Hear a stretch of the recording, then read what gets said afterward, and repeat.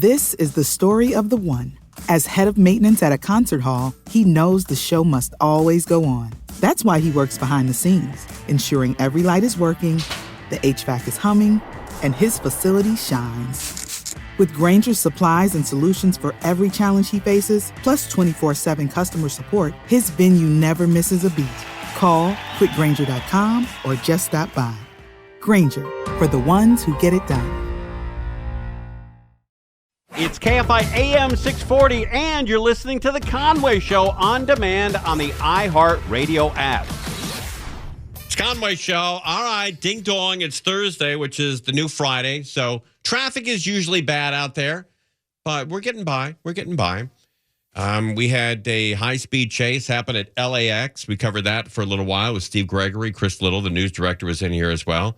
The guy ended up at UCLA at the medical center in like that roundabout or that horseshoe, whatever you call it. And they nailed him. He's a overweight guy with an interesting gait. Looks like his left leg was out of order and limping around, trying to get away from the cops. I can't imagine at any point in his life that his nickname was Swifty. Not a guy who gets around easily. And now he's screwed because now he's downtown speed rapping, trying to figure out what's going on with him. Maybe wanted for sexual assault or carrying a weapon or both. Oh, boy. Bad choices. And you know what's amazing is it's not the first bad choice he made in his life.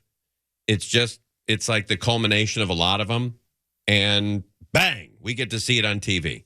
We get to see one of his final bad decisions play out live on TV. And millions of people tune in to see it, hundreds of thousands at least. And we get to watch that. And he becomes an instant celebrity. You know, he went from nothing, just renting a car, being here from Boston, to being on TV where hundreds of thousands of people are watching him. Instant celebrity. And nobody ever does a follow-up. Maybe we should do that, but I don't know. I don't want to take on another project. I'm pretty booked. But that's I told you this is going to be a crazy summer. Everyone's broke. It's hotter than hell. Andrew Caravella reported this is the hottest California's ever been. I don't know if that's right or wrong, but that's the report we're doing According here. to NOAA. Yeah, okay. According to NOAA. You're from the high desert. Is that correct? Yes. We were born and raised in the high desert? No, I was actually born in Montebello. Oh, I didn't know that. Yeah. We ended up moving near Commerce Casino?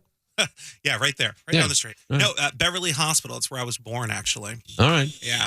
Near the Montebello golf course out there? I don't know. I was an infant, Tim. Oh, I see. Okay. Yeah. Moved up there about 80. I gave you two 89. major landmarks in Montebello, and you knew neither one of them. I was a child. All right. But you've never gone back to see the area? I mean, my grandma lived in Monterey Park, so I know Montebello's off the 60. I mean, that's good enough, right? Hell, I was never born in Cleveland. I know where the Terminal Tower is downtown. I know where Hopkins Airport is. I could take you to a Huff's Bakery. Okay. Or Fazio's, store or Woolworth's. Yeah. A lot of things. You move around in life. But you now live in the high desert. Yeah, I made my way back there because that's probably where you can afford a house nowadays. I get it. How high is the high desert compared to low desert? It's about a 2,000-foot elevation difference? We're about 32, 3,500 you are? elevation. And then right at the top of the Cajon Pass, before the traffic gets bad, it's just at 4,000. That's big. That's a lot. Yeah. And that's, at 5,500, that's a mile. So you're nearly, a mile high. But I love the Victorville, Apple Valley area. I always really enjoyed that area. You stop there on the way to Vegas or the way back from Vegas, and that place has really grown. It used to be just a couple of shops along the freeway as you drive to again to Vegas, but now it's become like the San Fernando Valley up there. Yeah, so census, if you just combine all the area in the community, it's about 465,000 people now. No kidding. Yeah. Is that right? Mm-hmm. Wait, are you including the whole Antelope Valley? No. Or just the Victorville area? The Victorville area, San Bernardino County, even that includes Barstow and the Hellendale area, all the outskirts. When you combine it all together, it's about 465,000. Is that right? So that's 4 times bigger than Burbank. Yeah. It's huge. Yeah. That's crazy. But it's spread out because of the land, so I get that. So when you buy in Victorville or Apple Valley, you buy and you have a backyard. Yeah. A lot of the times when you buy in Orange County, you have like 9 feet in the backyard. Yeah, you can, a lot of desert people park their toys in the backyard or their boat or whatever, Yeah, I like desert people. Those are my kind. That's my crew up there. Oh, yeah? Yeah. I'm surprised you live up there. That's not your crew. That's what everybody tells me. But, if you get to know me, I'm a desert rat at heart. Okay. Yeah. But there are some, look, without going deep into it, there are more Trump signs up there than Biden signs. Okay. Fun fact, I had to go to a conference for work for a week in Dallas. All right. And there are more Trump-influenced stuff in the high deserts than what I saw in Texas, and that is no joke. I was culture shocked, actually. Right, that's the Trump train up there in Victorville. So I know those people. So okay. I'm very familiar with those people. The big signs, there was a carnival up where my wife's from in Oregon. We went over the summer, and they have one of those, mini carnival that comes in for a weekend or so. And there's a guy selling his wares, and he had hats and shirts and flags and stuff. And it's all Trump stuff. And so I said to him, hey, do you have any Biden hats? And he says, yeah, I've got one. And I said, can I see it? And he goes, I don't know where it is. And I said, you ever asked for him? He goes, you're the first person that's asked in 2 years for a Biden hat. Wow. Isn't that crazy? Wow. In Oregon. You get 10 minutes outside of big cities, and it's all Trump. All of it. And especially if you go to Arizona and you get into that river. I'm aware. Jesus, man, everybody. It's like Trump lives there. Everybody with the flags and the hats and the Trump train and all that stuff. It's a colony. Oh, yeah. They know how to party out there. But I do. Victorville had that mall that was being finished at 2008 when the recession hit. And I think they shut that down, didn't they? Or not shut it down, but a lot of stores left. The Lowe's up there had problems. Yeah, the Lowe's ended up leaving. There was a lot of projects like a hospital that was going to be built and stuff. And then when all that happened, a lot of that just was. I mean, there's a couple places where they're just empty parking lots because they started to build. Oh, really? And then they didn't happen. But didn't Lowe's open and then it turned into a hospital? So the Lowe's in Apple Valley over by the town hall ended up turning into, I believe, an RV storage. And it was only open for like a year or two. It was Lowe's for a year. It was, yeah. Brand new building. Oh, that's beautiful. Yeah. And I bet up there are big-ass Lowe's, too. Well, yeah, it's Apple Valley. Yes. So. Everything's big out there. Even the apples. But I do enjoy the people out there. I really do. I think it's a cool community. There was a guy that used to do the... He was on Channel 2. I can't remember his name. I'll come up with his name. But he did the Consumer Report for Channel 2. And he was from Apple Valley. And he was great. I enjoyed him. Will Kohlschreiber is actually from Apple Valley also. Is that right? Yeah, we both went to the same high school. No, at the same time? Yeah. At the same time? No, he's just a little older than me. Oh, okay. What school? Apple Valley. Oh, Apple Valley High School. Yeah, we're Sun Devils. Oh, that's wild. Woo-hoo. Who would have guessed that Sun would have been the title for that school, for that team? The Sundials? Sun Devils. Sun Devils. Okay. Yeah. Like ASU. Okay, I get that. I thought Sundials would even be great. Better. The Sundials. That was the name of the newspaper, actually. Really? Exactly. Yes. Is that a prerequisite? Everything up there has to be associated with heat? Yeah, that's part of being a desert rat, yeah. That's wild. You both ended up at this station. Yeah. Well, some of the best in the business come from Apple Valley, I guess. I guess. Roy Rogers did. And Cuba Gooding Jr. Roy Rogers is from Apple Valley? Yeah, happy trails. I didn't know that. Of course. Well, not from, but he lived there for a long time. Oh, I see. Okay. All right. Yeah, you guys are the two most famous guys from Apple Valley and Victorville. That's it, yeah. What's the brag up there? Apple Valley or Victorville? Well, it depends which city you're in. Apple Valley. Like clearly. Palmdale is the brag compared to Lancaster. Yeah. Apple Valley's just it's a better way of living. That's literally the motto of the town, a better way of life. Okay. Yeah. You know what the brag is in the Antelope Valley? No. Antelope Acres. Yeah. I'll tell you this though, this is true. When you're in the Victor Valley or our version of the high desert, right, we always refer to the Antelope Valley as the other high desert. Okay. All right. That's fun. The other AV. You guys get a laugh out of that? They're like step brothers. Right. Yeah. Okay, there you go. All right, the Valley Desert Rats are here tonight. You're listening to Tim Conway Jr. on demand from KFI AM 640. All right, let's do a quick whip around here. Quick whip around. All right. I got this information, and we're talking about Apple Valley. We're talking about Victorville, the high desert, the east high desert. This is not Antelope Valley. Antelope Valley is the west high desert. This is east. And 420,000 people live up there, according to Andrew Caravella. And I like the area. I love the people up there. I feel at home. In Palmdale, Lancaster. For some reason, I just feel like those people out there are me. Like I tried to get my wife to move out to Palmdale at one point, and she said no. I tried to get her to move to Santa Clarita. She said no. And we ended up in Tarzana, and which is fine, then Burbank. But I like that you can buy a home up in the high desert and have space. You can buy a home that comes with an acre of land. I think that's really a cool deal. Very rare in Southern California you can do that nowadays. Okay, here it is, the whip around. Ready, Stefouche? What is the most, according to Homes.com, Homes.com, what is the highest selling, what is the most expensive house right now in Apple Valley? In Apple Valley, that's available for purchase right now in Apple Valley. The most expensive home in the high desert. Stefouche, let's go with you.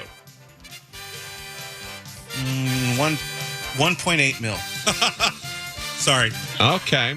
All right. Bellio.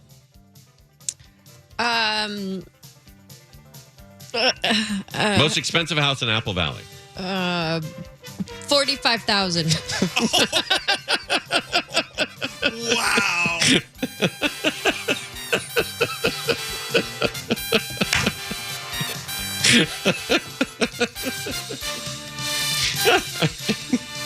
Is that wrong?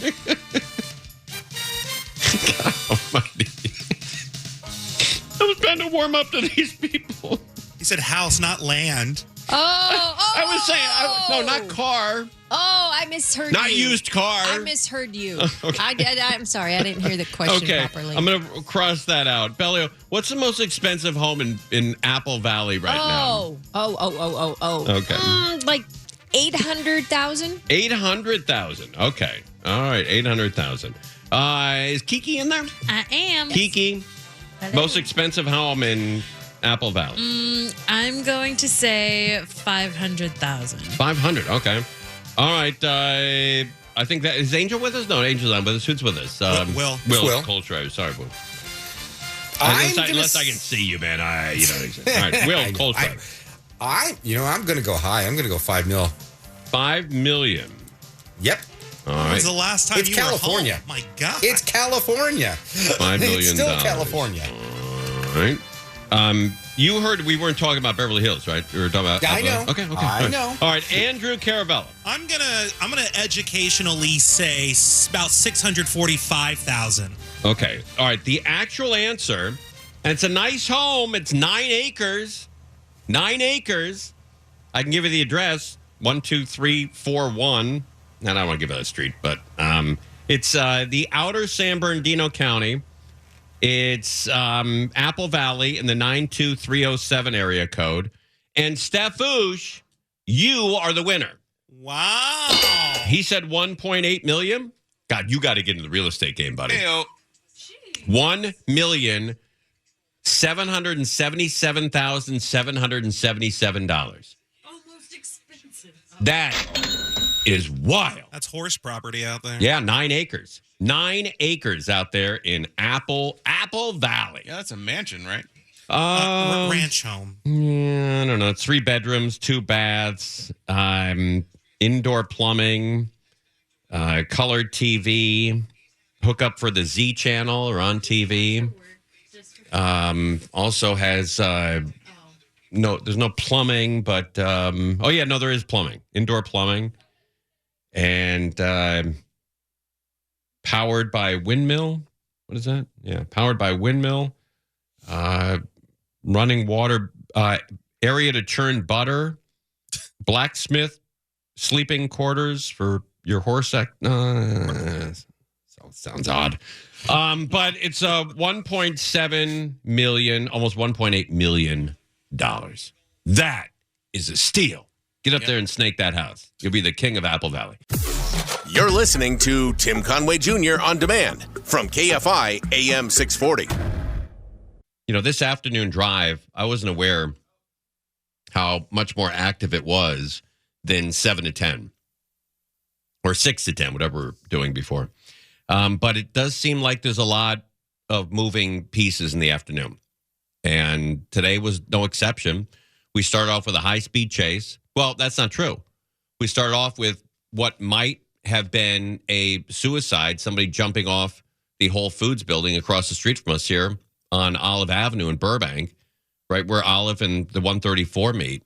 And so that's sad, but nobody was reporting on that. And so we talked about that. And then boom, Bellio comes in and says, high-speed chase. We follow that for an hour.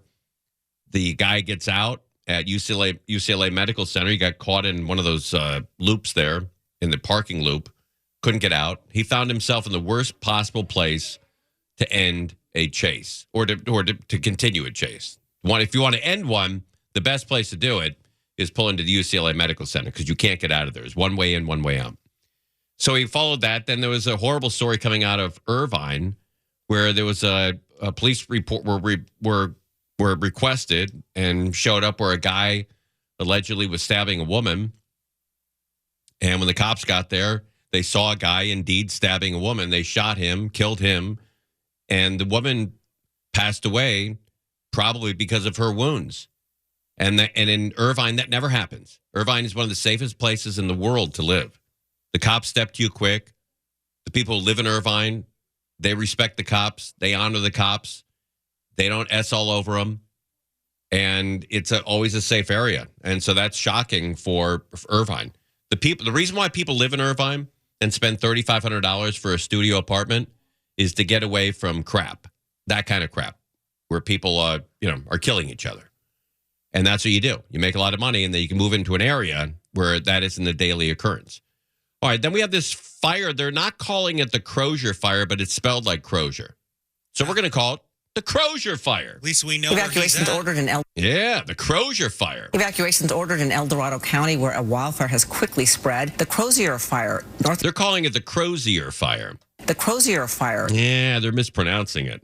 It's the Crozier fire. The Crozier fire, northeast of Placerville, has burned more than 1,100 acres. Wow. It is just 5% contained. It's burning in a remote part of the forest with heavy timber and thick brush. CAL FIRE says the terrain is difficult for firefighters to access. About 4 hours after the fire started, Placerville police arrested a man for arson. Oh, boy. The Titan sub, remember we followed that story where the people got into this submarine? Yeah, going down to see the Titanic. And then it exploded. The U.S. Navy heard that explosion from thousands of miles away, which gives me great confidence that we're still in the game of being able to sniff out any kind of danger that's in the ocean coming towards us.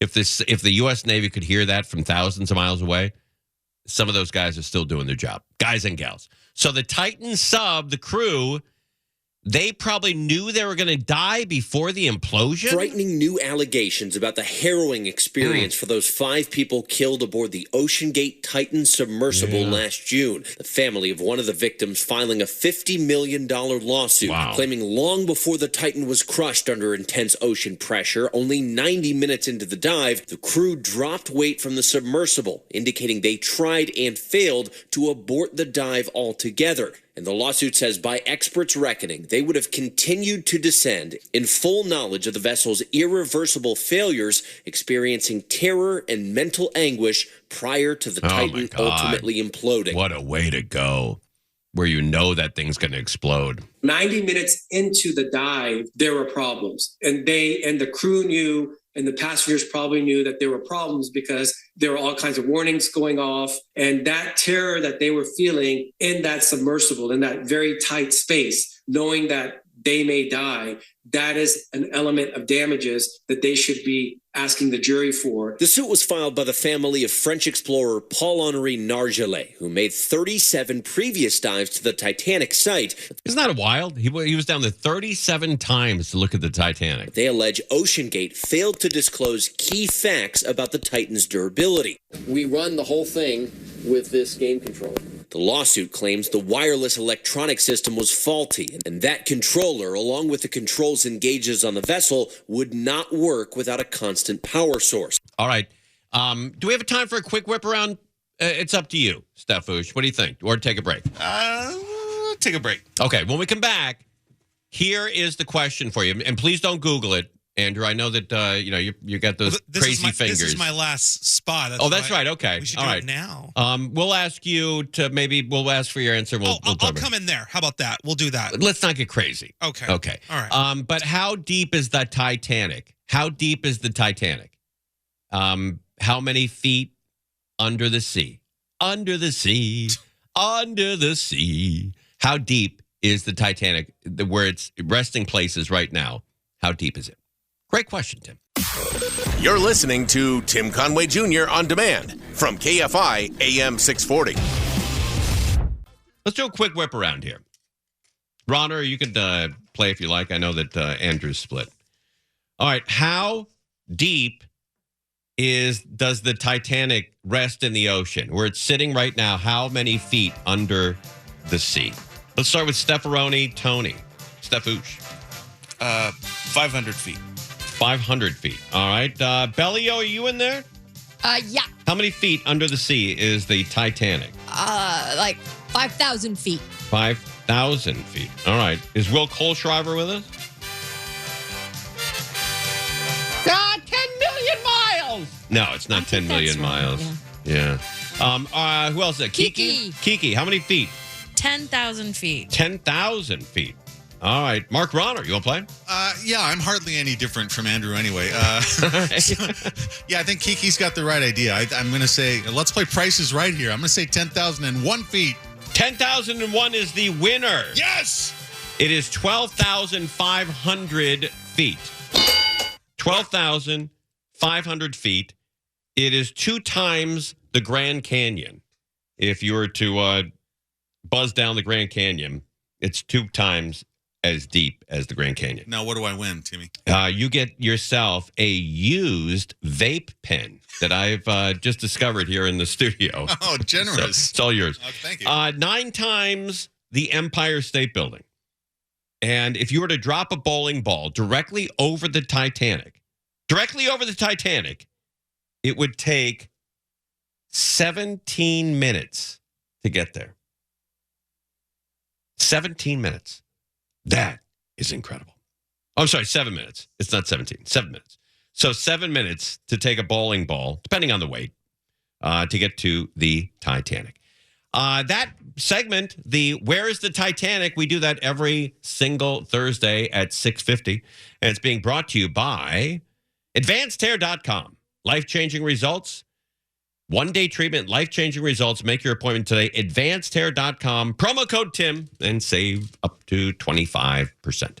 All right, let's talk about Anaheim. We were talking about Victorville and Apple Valley before.